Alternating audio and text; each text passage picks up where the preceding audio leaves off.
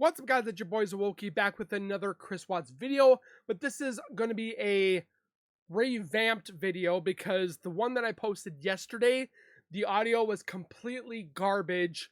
It was tracked as copyright all over the board. Things were removed and pretty much the video was a dud. So we're going to be watching it back over again. Hopefully this time it'll be better, but we're going to be removing the audio completely and I'm just going to give my commentary on it as well. So I do apologize for those that watched it yesterday that did not have audio. This one will be the better video. I will promise you that. So before we go any further, if you guys could do me a solid favor and subscribe to the YouTube channel by hitting that wiper icon down at the bottom right. Hit that bell icon next to it so I do post videos like this one. You guys will get that little ring notification that I've posted that video, and then you guys can watch, comment, like, and share. And again, thank you so very much for that love and support that you guys show on this channel every single day. I can't thank you guys enough. Keep doing what you guys are doing, and we'll continue to keep growing together. Now we're going to be watching The Midnight Mysteriologist. We're not using the audio. So again, my commentary on the video, and I already have seen most of what's in here. Sometimes when you rewatch stuff, you catch things that you didn't realize you missed before. So that's kind of an interesting fact that with me watching it again, I could pick up on something that we didn't see. So with that being said, let's get into the video.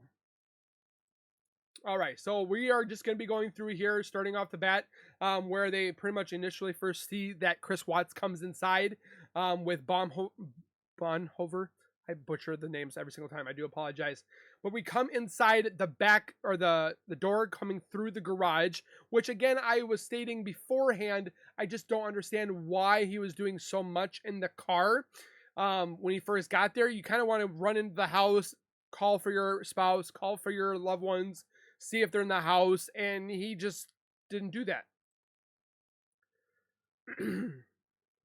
So starting off the bat, we're looking at is some things that were not put together.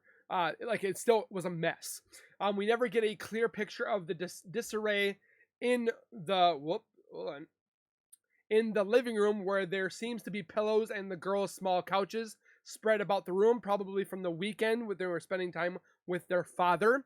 It's kind of grotesque that this man probably had all this laying out, went to work knowing that he was going to murder his girls. And then the night that he stayed here, because they didn't arrest him, they let him stay here at night when they should have done like a 72-hour hold.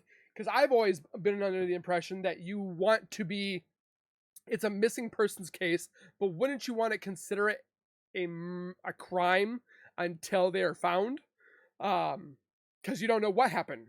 So I think they said 83% of the time it's the spouse, and then 90 or 89% of the time it's the male that is the one that is looked at. So they should have put a 72-hour hold on him, is what I thought. But again, I could be wrong. So yep, so you see the couches, you see their little area that they were sitting at, probably watching TV. So this is another thing I talked about yesterday when it came to the blue bag. The blue bag, we've heard multiple times that Chris was getting rid of some pants, and then it might have had some women pants in there. But for some reason, the next day when the police arrive and the law enforcement, that blue bag and the bag that was Shanann's was put upstairs. For what reason? If you're getting rid of stuff from the blue bag, why did you put it upstairs? It just didn't make sense. Because there are some people that believe that that blue bag is Nicole Kessinger's stuff. And I'll tell you why at the end of this video. Because we'll see Chris doing something with that area. So they go upstairs. Now this is the key part right here I want to look at. I literally looked at this picture for hours, or for like 45 minutes. Now, visible drag marks you can see right here, right here, right here. But again, what I'm thinking it might be the spindles. The spindles are portraying a line image on the stairs from the sun and casting a shadow. I could be wrong. because as you can see over here on the wall, you can see some spindles throughout here, but I don't know if they just don't address the same orientation as this, where this would be going across this way instead of this way. I could be wrong, but let me know what you think in the comments below. Does this look like drag marks? Okay.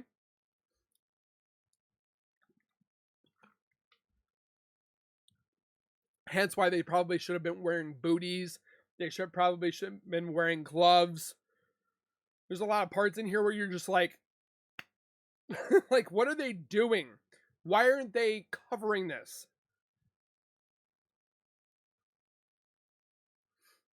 And again, there's not going to be audio because the music that's in the background is copyrighted, and then it pretty much removed all the audio, and you couldn't hear me talking, so I wanted to revamp this video. Notice how Chris glances towards the couch where he had hidden Shanann's phone and watched the cushions. He then takes a deep breath. Let me see if I can shrink this down a little bit for you guys. Boop. Boop. Okay. He takes a deep breath and then slyly pulls his phone out of his pocket just as the officer turns away. Now, there was a couple people, myself included, that thought maybe they were on the chair or the couch sitting there talking. And then Chris kind of came up behind like this.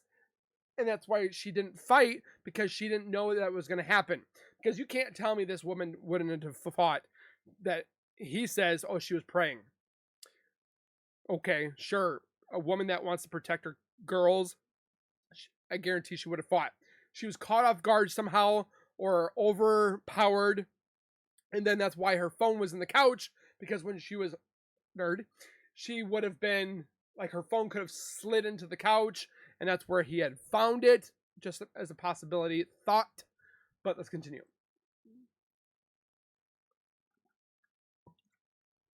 Now watch his pants pocket.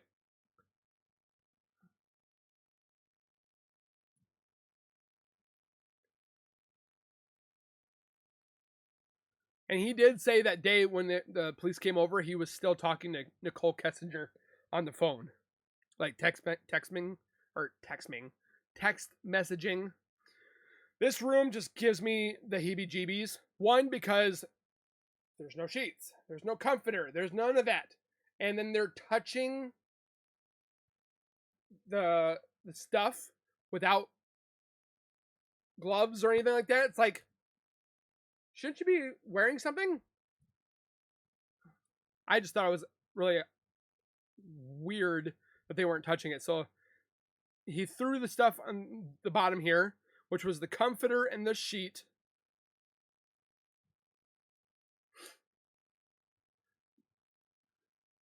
The other sheet, this is the crinkled sheet, I do believe, which is the one that goes on the mattress. The one that was wrapped around her was the fitting, or not, the fitted sheet is the one that he has right here. The sheet that's on top, the one that I don't use half the time because it just ends up in the bottom of the bed anyways, is right here, or out with Shanann where she was buried. Touching the sheets that will later end up in the trash, which he does the next day. Why would you throw sheets away? The only reason why you would throw them away is, one, if they're dirty, stained, or have holes in them. But why did he throw them away?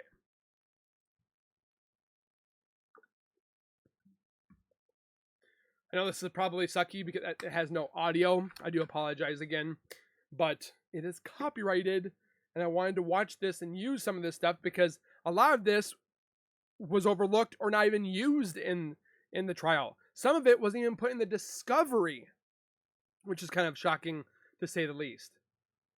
And just again, like I say before, if walls could talk, the suitcase will be found in the basement. So the next day, he puts this carrying case down in the basement when the dogs go down there.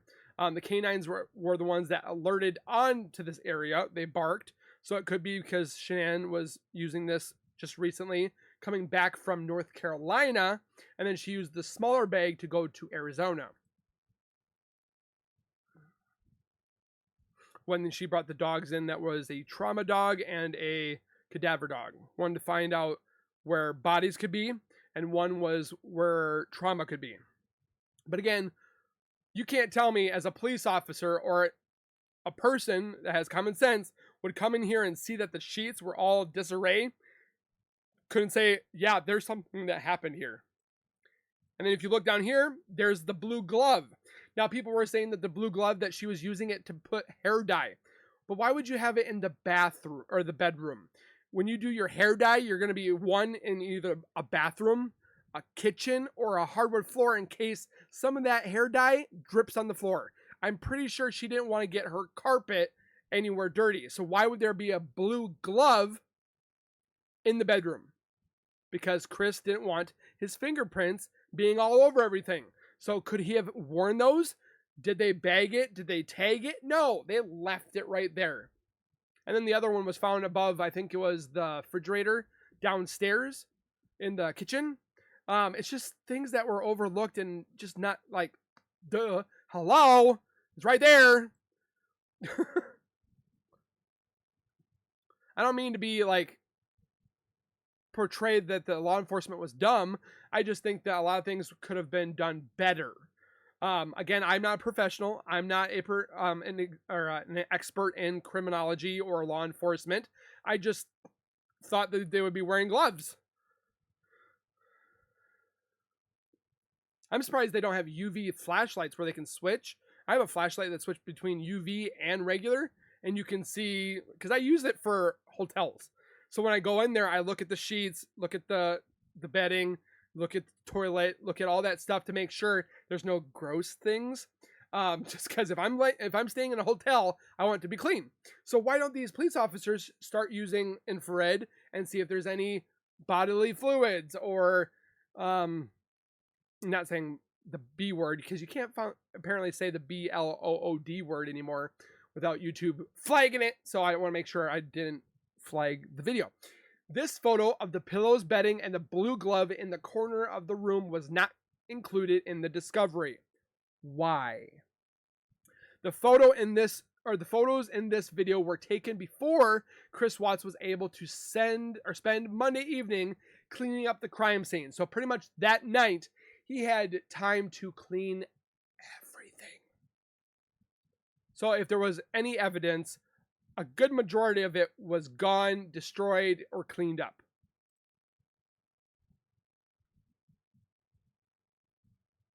I would have told him to live or stay somewhere else. I would have put this house under lock and key, crime scene tape, even though you know that the family was missing at the moment, but like everything that he said was just didn't make sense at all. So they're taking pictures of the bed, photos of the bed, not included in the discovery. Technically where the murders happened. When I say murders, is a lot of us think the murders could have taken place in the basement, possibly that living upstairs room. He says that he murdered her in bed, but yet we didn't put any of this information or evidence in the discovery. Of 2,000 pages, that one slipped by. And then what disgusts me the most is that man, or the equivalent, not even equivalent, he's not even a man. The little Chris Watts murdered his wife where there were baby clothes ready for Nico, sitting right here. And then people want to know why I keep doing this case. This right here. Kids. Kids are our future. If we don't protect our kids and don't let them grow up like they should be able to, who's going to take over our positions when we're gone? And those little girls, this little boy, should be here today. And that's why I keep doing these videos. I hold a very strong heart for children. My children are my world, the three of them.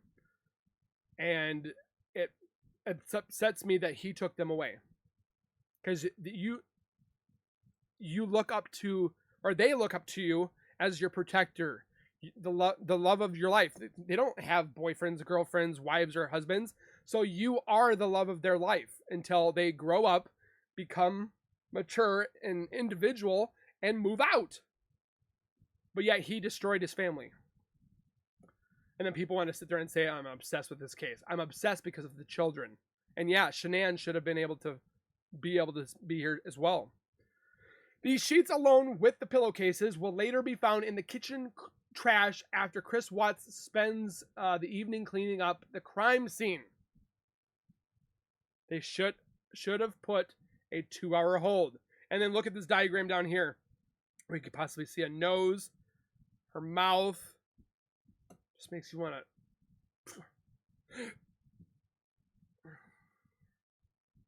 But yeah, all of this was found in the garbage.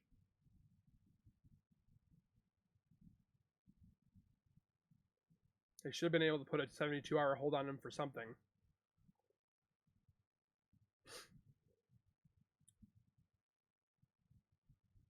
So when they looked at the trash the next day, also found in the same trash can be seen is the sheets in the pillowcases and 2 smaller trash bags, the contents of which have been omitted from the discovery. Missing. Not there. That's what omitted means. Not included. So the pink one, I was kind of thinking about it yesterday after I made the video. I still think wholeheartedly this is a trash bag that you would leave inside like a garbage bin in the bathroom, because it probably has scent to it to make things that you put in the garbage less smelly, as in women products, and so forth. I could be wrong, but that was in there. We see somewhat of a white bag with like a paper towel roll, probably from paper towels that he was using to clean up and so forth. But again, all this was in the trash, not used, not looked at all. They took pictures, but didn't include it in the discovery. 2,000 pages, and they couldn't add like 10 more. It's like, I think when you do a case or you do a missing persons case, don't you want to be over thorough? Like you want to overdo it just to make sure that you cross your T's and dot your I's and stuff like that. I know if I was on law enforcement, which I wanted to, but instead I would join the military, I would say that you should be doing more in a crime or more in a missing person just to see that you can mark everything off that could help you. So now they're just sitting here talking about certain things, nothing important and so forth. So we look at Chris's side, this is his side. So he's looking at everything, which is good. Looking to see if there's any hair, what could be around the area, like if he was cleaning, splash that could have got on the faucet. So this officer definitely knows what he's doing. Doesn't look like he's touching anything he shouldn't be. And we see Shanann's side, which we see some type of a little something. A lot of people were saying, or in this bubble that will come up here, it was a Thrive patch. So it could be that she came up, took off her makeup, took off the patches that she had, and that's probably where that one had laid. Because you also see a patch that's stuck to over here by the shower too.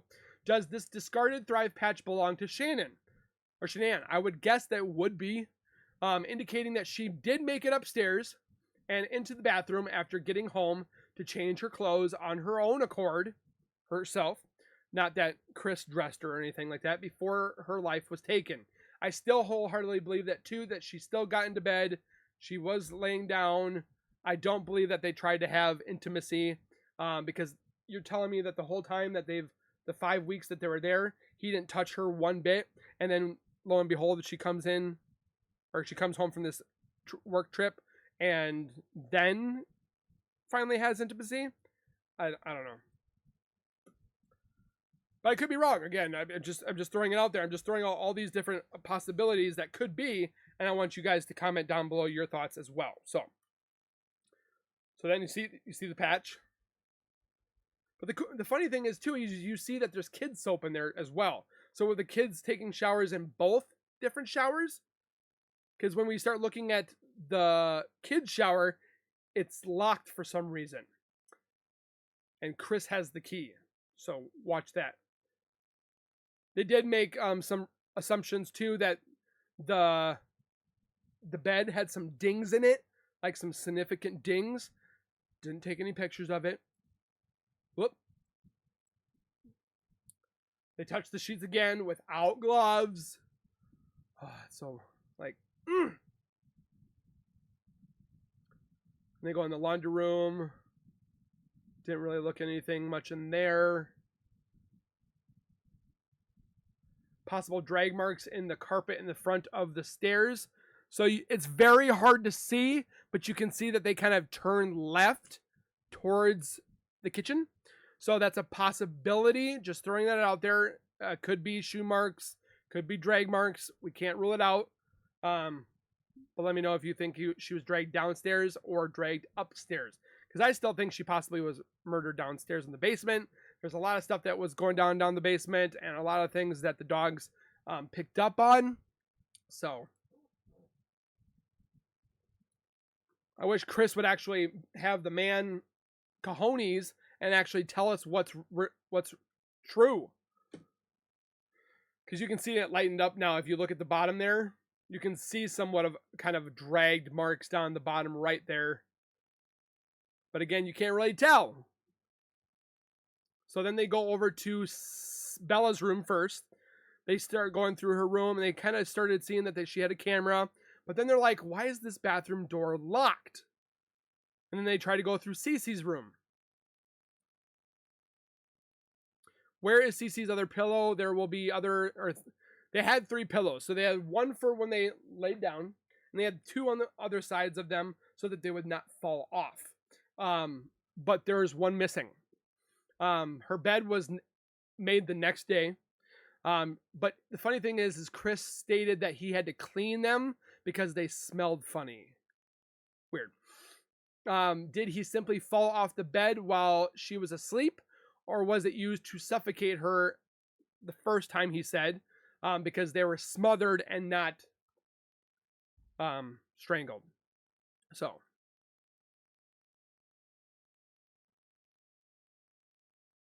you can see the bed where it has the 2 pillows and the one top there. There's only one pillow at the top here, and the other one's below that, but there's nothing else on the left side. Could be something. It could be nothing. We don't know.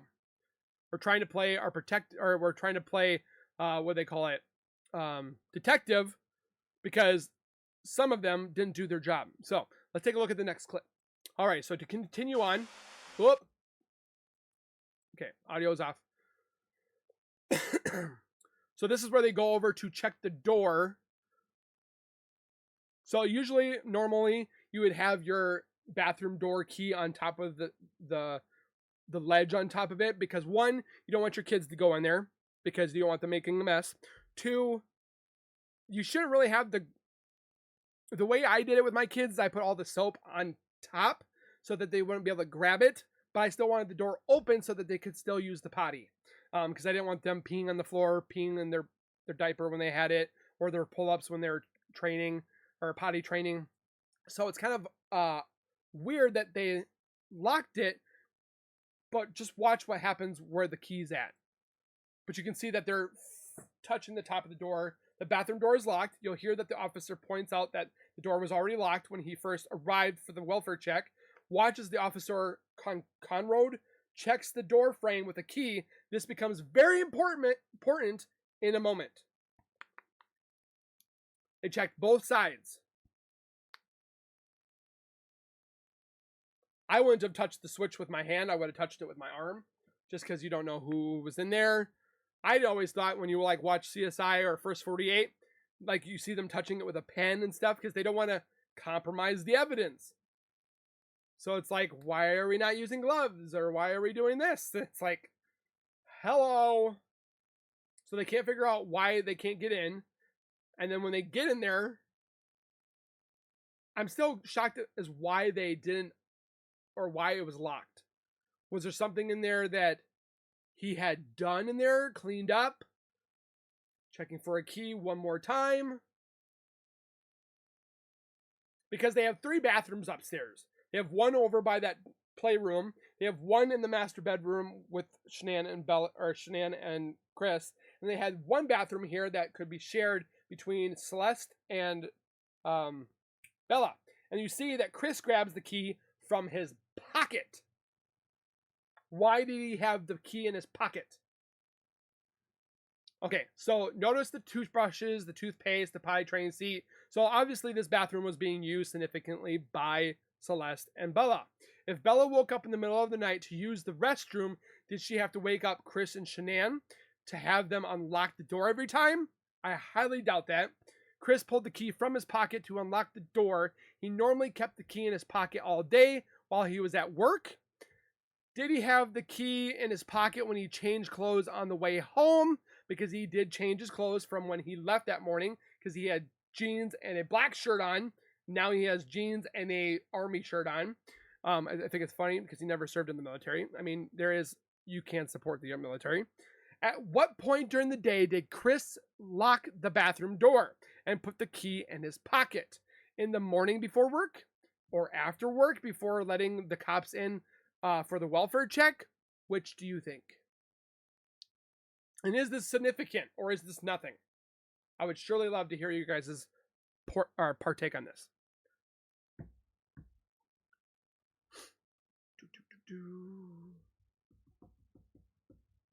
Maybe he threw something in the toilet. I'm not quite sure. But it's kind of odd. My parents never locked the bathroom. I never locked the bathroom. My fiance never had her bathroom locked when she was growing up. So I just find it odd that it was locked. So they're talking about the contents of there and why the soap is, why he had locked it. Why was the soap not moved or the Vaseline on the higher location? Chris does make a point that they did have had this happen before, where Bella and Celeste had made a mess and it was dirty, it was disgusting. But Celeste was going through her potty training. So it's definitely very peculiar as to why they didn't do this or why the doors were locked.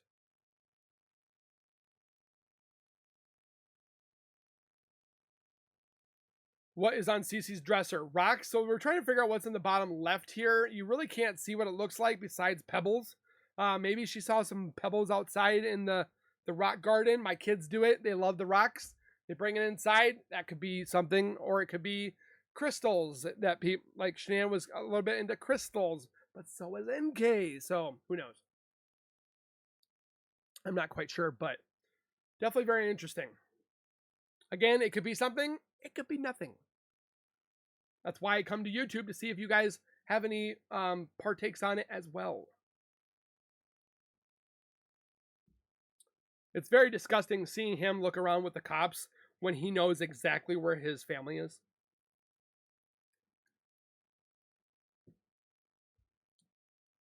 Very unsettling, to say the least. And then he puts the key back. Shocker. Watches Chris put the key back above the door as if it was there all along. However, Officer Coonrod had already checked above the door frame prior to Chris coming home or coming into the house. Fast forward. They're talking about how big the house is. And then there are some YouTube channels that are literally blaming Nicole Atkinson for putting her purse here. Her purse could have been on the other counter over there. It could have been behind something, or she grabbed it and brought it out to see if her medication was missing, or even if the purse was there and everything was there. So, but people are saying Nicole Atkinson was planting evidence. Like, what? What would Nicole Atkinson get from this murder? Absolutely nothing. There's no motive for her to be involved. And this is where you can see, like, Baumhover. He's, like, really contemplating. Like, he's like, I have a feeling this man is doing something wrong, or this man did something. There's the suitcase and the blue bag again. But then watch when Baumhover looks at the blue bag. Just watch Chris's mannerisms.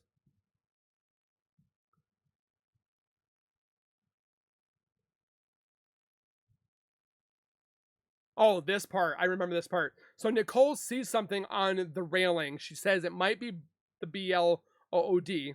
He goes up there and looks at it, and okay, he's checking again for without gloves, but he goes up there, takes a picture of it, and then he touches it. Like, why would you touch something? And then he kind of stated that it might have been glass or it might have been wax. Like, what?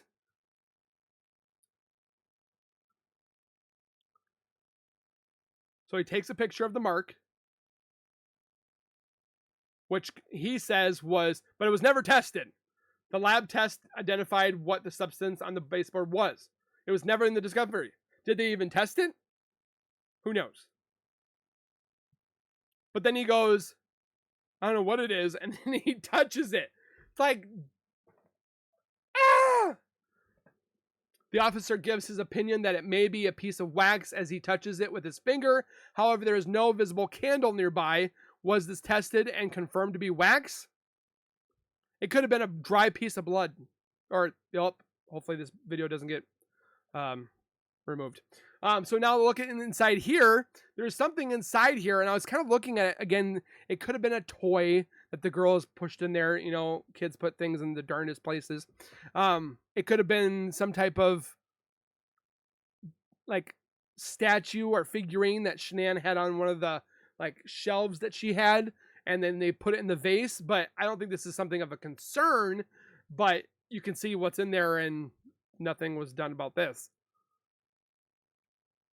You really can't tell what it is. Can you guys tell what that is? I thought it might have been a bird where you can see the wings.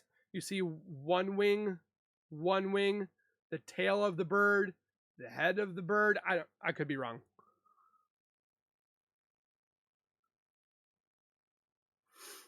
I think it looks like a toy. And then they're talking about where she could possibly might have gone.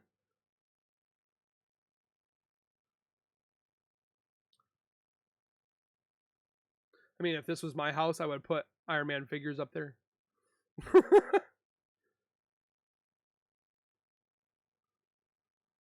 It would have been cool if they took the railing and put it over top of there. But or made the laundry room bigger. But knowing some people, they want to put a Christmas tree up there. So they're talking some more, and this is where Baumhofer comes over and looks at the blue bag and just watch Chris's mannerisms and his... Okay, here's Chris on the left side. Then he comes over, look, he starts to look at the stuff. Notice a blue duffel bag. What's this here? He says. Oh, it's just some Anadarko stuff. Pants that don't fit him anymore. Yeah, that's some stuff I was going to give to people that don't fit me anymore. But then the next day, you see it above in his room. What exactly was in this bag? Who was Chris planning on giving this ill-fitted Anadarko stuff to? Why don't we see or hear about this in the Discovery? Exactly. They don't go through the bag, but watch him. Watch him. He starts bobbing and weaving. He's getting nervous. Look at him. Look, he overlooks it. Look at how he looks. He looked at that place like he was freaking out when he was over at Nate's house, looking at the camera, freaking out. He's doing it right here. Chris seems to focus intently on the bag for a moment, like, oh, I forgot to put something away, or I forgot that was there. And lo and behold, his face, look how he's sweating. He's sweating profusely. And they're talking some more that they're going to get some more people out there, some more police officers to survey the area, try to find out where they might be, telling him the game plan that's going to go forward and so forth like that. So, a better look at the large blue bag, Chris said, was filled with ill-fitting size 38 jeans and Anadarko stuff he planned to give to people. But then later on, I think somebody, I can't remember who said it, there was female pants in there as well. So, who knows? So, with that being said, what is your guys' partake on this revamp? I know probably some people are rewatching this again with me, which I do appreciate you guys rewatching it with better audio, my voice. Well, I shouldn't say better audio that doesn't cut in and cut out. So I do apologize. The reason why that happens is there's music on there, or something that might be trademarked to them. And if I don't remove it, or if I don't get rid of the video, then I can't use it. So that's why I removed the audio, so I can keep the video. And or like I had to do the other one, I actually had to take it down because of it being the music was trademarked or copyrighted, and I don't want to get my video removed. So again, I appreciate you all guys being here. Please comment your thoughts down below. If you've already done it on the other video, please bring it on this video and comment so I can so I can read your guys' comments again. Please take care, be safe. Don't forget to subscribe to Midnight Mythologist. Subscribe, comment, like, and share. We'll see you guys in the next one. So take care, and we'll see you guys in the next one.